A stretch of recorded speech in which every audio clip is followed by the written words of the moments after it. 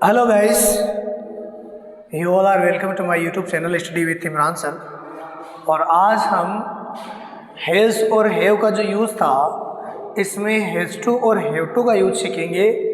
Has to और have to इसका मतलब होता है पड़ता है, यानी कोई भी काम अगर हमें मजबूरन करना पड़ता है तो वहाँ पर हम हैज़ टू और हैव टू का प्रयोग करते हैं वर्तमान के अंदर। लेकिन वही काम अगर हमें पास्ट में करना पड़ता था या पड़ा तो वहाँ पर हम हैड टू का प्रयोग करेंगे।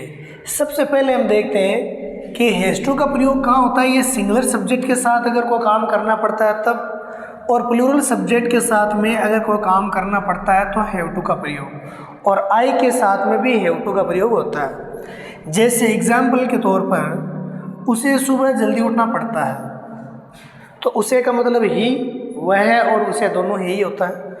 ही और ही सिंगुलर है तो has to, he has to. उठकर तैयार होने को कहते हैं गेटअप। सिर्फ उठने को तो वेकअप कहते हैं, लेकिन उठकर तैयार हो जाता है तो उसको गेटअप कहते हैं। तो he has to get up early in the morning, यानी उसे सुबह जल्दी उठना पड़ता है। इसको नेगेटिव में बोलेंगे तो याद रखना हैज़ और टू के बाद में नोट नहीं आएगा, हैज़ के जस्ट बाद ही नोट आएगा। तो ही हैज़ नॉट, फिर to get up early in the morning. फिर क्या उसे सुबह जल्दी उठना पड़ता है, तो क्या शुरू में आ गया ना, तो हेल्पिंग वर्ब में सिर्फ हैज़ को ही आगे ले आओ। क्या का प्रयोग बीच में आता है तो वॉट का प्रयोग होता है, लेकिन शुरू में आ गया तो हैज़ का ही प्रयोग होगा। Has he to get up early in the morning. और फिर क्या उसे सुबह जल्दी उठना नहीं पड़ता तो नोट को तीसरे नंबर पे लगा दो। हैज़ सिर्फ क्या के लिए आगे आ जाएगा, सफिशिएंट है, और has he not to get up early in the morning. ठीक इसी तरीके से हैड टू का प्रयोग पढ़ा या पढ़ता था, हमें बस से जयपुर जाना पड़ा तो we had to go, we had to go to Jaipur by bus. इसमें अगर नोट लगाना है कि बस से जयपुर जाना नहीं पड़ा तो वी हैड यहाँ पर नोट आ जाएगा और टू को आगे खिसका देना, we had not to go to Jaipur by bus. अगली स्लाइड में हम हैव टू की बात करेंगे। और क्योंकि मैं जब भी कोई भी हेल्पिंग वर्ब का यूज़ करवाता हूँ तो उसके 6 सेंटेंस होते हैं, वो 6 पूरे लिखवाता हूँ ताकि आपके दिमाग के अंदर एक माइंड सेट बन जाए कि इंटेरोगेटिव क्वेश्चंस को फ्रेम करते समय आपको गर्दन न हिलानी पड़े, बल्कि आप हेल्पिंग वर्ब का सही यूज़ करके ही अपने क्वेश्चन को परफॉर्म कर सकते हो। उसके लिए आपको एक्स्ट्रा बॉडी लैंग्वेज का प्रयोग करने की जरूरत नहीं होती। इसलिए मैं 6 सेंटेंस पूरे लिखवाता हूँ, और इसमें अगर आपको कोई दिक्कत हो तो कमेंट में बता दिया करो। ओके गाइस, नेक्स्ट स्लाइड में आपका स्वागत है। थोड़ा लिखने में दिख तो रहा है क्या?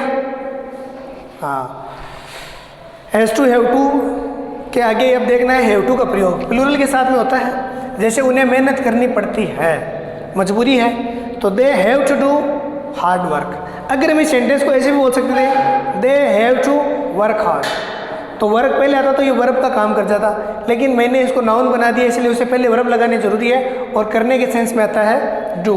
तो they have to do hard work. फिर है उन्हें मेहनत नहीं करनी पड़ती है, तो दे हैव और टू के बीच में नोट आएगा, they have not to do hard work. क्या उन्हें मेहनत करनी पड़ती है, वोट का यूज होगा नहीं, शुरू में हेल्पिंग वर्ब को ले आओ, और हेल्पिंग वर्ब 2 वर्ड को जुड़कर जब भी एक बनती है तो पहले वाला जो वर्ड होता है ना वही मेन होता है, उसी को आगे लेना है, यानी हैव दे और टू को यहीं पे रखना है।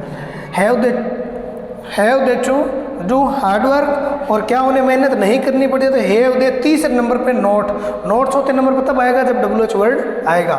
Have they not to do hard work. फिर उन्हें मेहनत कब करनी पड़ती है, ये WH वर्ड वाला आ गया।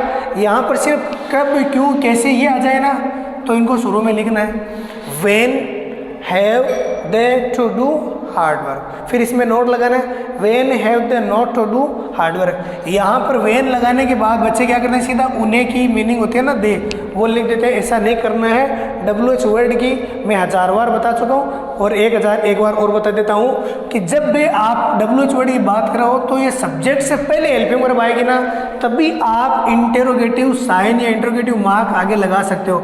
अगर आपने हेल्पिंग वर्ब को सब्जेक्ट से उधर लगा दिया, इसका मतलब आपने ये राइट खो दिया है WH वर्ड लगाने, WH मार्क लगाने का। और नोट लगाना तो when have they not, note चौथे नंबर पे आएगा, टू डू हार्ड वर्क। इस तरीके से ये आपका हैज टू और हैव टू का प्रयोग है वो पूरा हुआ। अब हम बात करेंगे हैड टू जिसका एक एग्जाम्पल मैंने पिछली स्लाइड में दिया था, और हैड टू और विल हैव टू, इन दोनों का यूज हम आगे सीखेंगे।